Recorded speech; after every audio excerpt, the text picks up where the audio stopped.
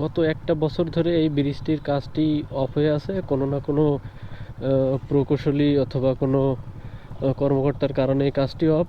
তার মূল একটা কারণ, এইটা যেই নদী, এই নদী থেকে অনেক বড় হওয়ার কথা ছিল এই ব্রিজটি, কিন্তু ওরা কোনো না কোনো কারণবশত হয়তো বা কোনো কারসাজির কারণে ওরা একেবারে নদীর মাঝখানে এই ব্রিজটি করার কারণে কোনো না কোনো কর্মকর্তার কারণে এই কাজটি অফ হয়ে আছে। তো মূল কথা হচ্ছে যে একজন কর্মকর্তা বা একজন কর্মচারীর ভুলের কারণে এই যে পুরো জনগণের যে ভোগান্তি, এই ভোগান্তিটা কেন পোহাবে? এই দায়টা আসলে কার? এটা দেখভাল আসলে কে করবে?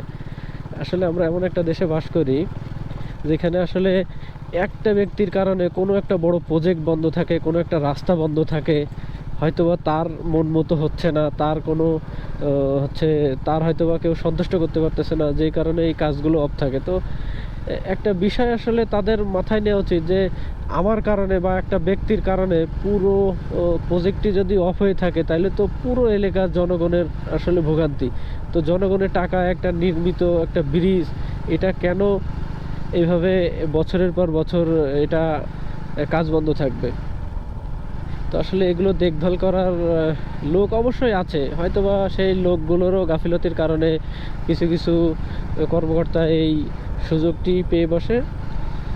তো আসলে বলার মতো কিছু নাই, এটা সবাই জানে যে বাংলাদেশ এমন একটা দেশ, এখানে সবাইকে সন্তুষ্টি করতে হয়। সন্তুষ্টি না করতে পারলে আপনার কোনো না কোনো কাজ এটা অফ হয়ে থাকবে। নানান অজুহাত থাকবে যে এটা এই কারণে করা সম্ভব না, বা এই সমস্যা দেখা দিছে, এটা এখন আর হবে না, এটা আবার পরবর্তী প্রকল্প আসলে সেই সময় এটা বাস্তবায়ন করা যাবে। এইভাবে নানান অজুহাতে আর কি এই দেশের বিভিন্ন কাজগুলো থেমে থাকে।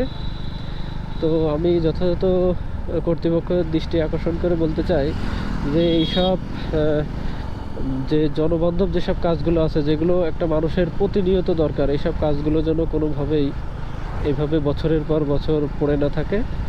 তো আশা করি বিষয়টা যথাযথ কর্তৃপক্ষ এটা ভেবে দেখবে। ধন্যবাদ।